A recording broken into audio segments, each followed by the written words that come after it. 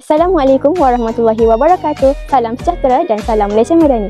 Saya Nurul Nuwairah binti Abdul Aziz dari Sekolah Menengah Agama Kota Gelangi 3 dengan kod sekolah CFT 2001. Pada hari ini saya akan menyampaikan tentang 5 ciri murid sejahtera yang menjadi asas dalam melahirkan murid yang cemerlang, berdisiplin dan berkualiti.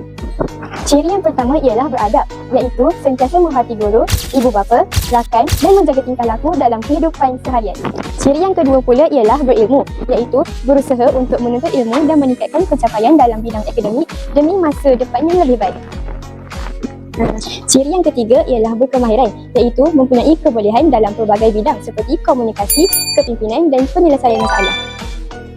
Ciri yang keempat pula ialah berdaya tahan, iaitu mampu menghadapi cabaran dan tidak mudah berputus asa dalam mencapai kejayaan. Ciri yang terakhir ialah berkeyakinan, iaitu yakin terhadap kemampuan diri serta berani mencuba perkara baru dengan sikap yang positif. Pengamalan ciri-ciri ini dapat memberikan impak yang positif seperti melahirkan murid yang lebih berketerampilan, bertanggungjawab dan berakhlak mulia. Selain itu, suasana sekolah juga akan menjadi lebih harmoni, ceria dan kondusif untuk pembelajaran.